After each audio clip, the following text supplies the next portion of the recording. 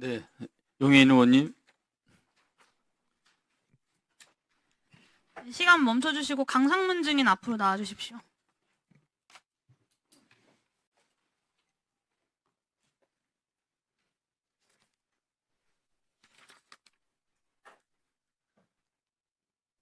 영등포 경찰서장입니다. 네, 계엄 당시에 영등포서에서 출동한 경찰들 권총과 수갑 들고 나왔죠? 저희 그 지역 경찰 권총과 수갑 들고 나왔죠? 네, 네. 권총 보십시오. 시간 잠깐 멈춰주시고 이호영 직무대행님 앞으로 나와주시겠어요?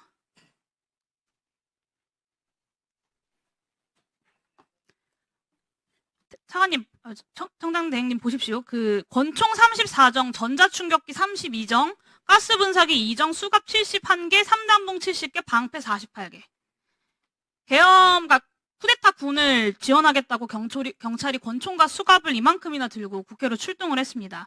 헬기가 막 국회 위를 날아다니고 있고 계엄군이 국회에 내려 있는데 그런 아수라장에 경찰이 권총과 뭐 가스 분사기 이런 것들을 들고 출동한 거예요. 이게 맞습니까? 맞는 일입니까? 일부 사실과 다른 것은 지역 경찰은 평소에도 권총도 찾고 있고요.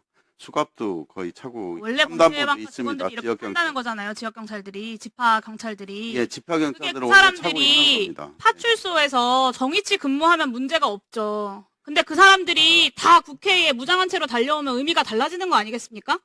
무장한 채로 맞습니까? 달려왔다기보다는 국회 주변에 그 당시 신고 출동하고 그때 집회 시 주변을 돌면서 순찰 겸 같이 했던 걸로 알고 순찰겸이요. 제가 그거 다 반박할 건데요. 일단 들어가셔도 좋습니다. 범죄 예방과 출동할 때 늘 이렇게 간다. 같은 입장이십니까? 의원님 그때 그 아니요. 같은 입장이시냐고요. 원래 이렇게 다닌다. 무장해서 지역 다닌다. 경찰 기본 휴대 장구이고요. 처음에 11시에 아니요. 그 시간 일정은 저도 다 알고 있습니다. 비상 소집을 할 그래서 때 더 문제인데요. 비상소집은 제가 뒤에서 더 말씀드릴게요. 예. 지구대와 파출소에서 일상적으로 뭐 권총이랑 가스 분사기, 뭐 전자충격기 소지하는 거 증인 알고 계셨죠? 네, 네. 근데 이 사람들한테 장비 다 내려놓고 질서 유지를 위해서 가는 거니까 급하니까 무전기만 들고 와라 이런 지시 하셨습니까? 지시는 무기 소지한 걸 뻔히 알고 있는 사람들을 국회로 다 불러 모은 겁니다. 대한민국에서 법을 집행한다는 사람들이 무슨 질문만 하면 몰랐다, 원래 그랬다, 그런 의미인 줄 몰랐다.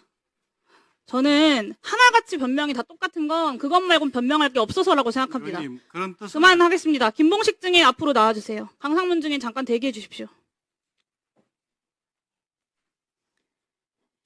영등포경찰서는 계엄 선포된 지 1시간 만에 가포 비상을 발령해서 관선의 경력을 99.5% 동원합니다.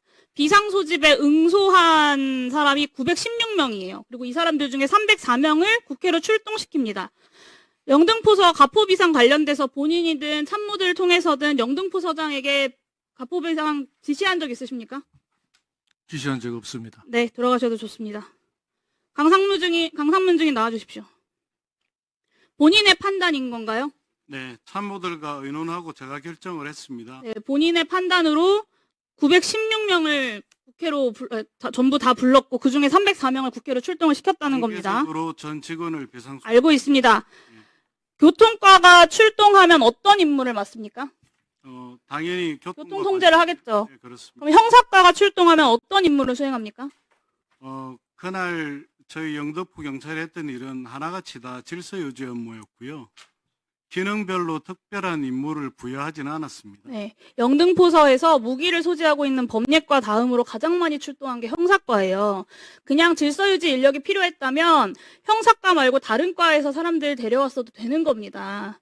형사과가 대거 출동해야만 하는 이유가 있었던 거예요. 어떤 임무 맡았겠습니까? 당연히 범인 검거하고 체포하는 평상시의 역할들을 형사과에게 맡겼겠죠. 보세요. 그 화면 넘겨주세요. 네, 이거 보시면 검찰이 공개한 방첩사 출동조 카톡방입니다. 국회 충전소에 경찰 50명 대기 중이다. 팀별로 편성해서 활동 바란다.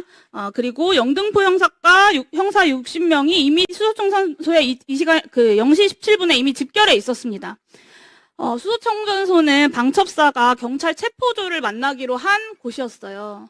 거기에 실제로 영등포 형사과가 60명이 대기에 있었습니다.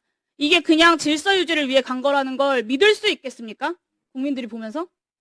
당시에 수소 충전소에 담벼락 일부 무너지는 그런 상황이 있었습니다.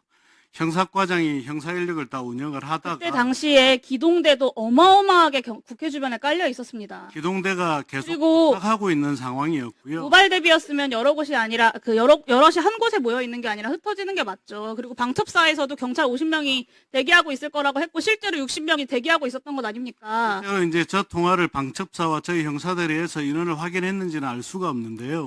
1분만 더 주십시오. 마무리하겠습니다. 저희들이 명단을 10명을 요청을 받았는데 50명을 준비했다는 건 사례에 맞지 않습니다. 60명이 가 있었다고요. 수소충전소에. 수소 사람 청전 형사과 해가지고. 네, 수소 청전소에 일단 형사들이 방첩사 작전이랑 딱 맞아 떨어지지 않습니까? 당일에 방첩사 군인들이 국회에 시민들이 막아서 진입을 못했으니까 망정이지. 수소충전소에서 형사들 만났으면 바로 체포작전 들어갔을 거 아닙니까? 이게 누구 지시였는지 사전 모의된 거였는지 밝혀야 하고요. 김봉식 증인 다시 한 번만 묻겠습니다. 60명 수소충전소 인근으로 배치시킨 거 서울청 지시사항입니까? 아니면 강상문 증인의 자체 판단입니까? 뒤에 김봉식 증인. 서울청 차원에서 지시된 사항은 없습니다. 전혀 없다는 말씀이신 예. 거죠? 네, 이호영 직무대행님 잠시만요.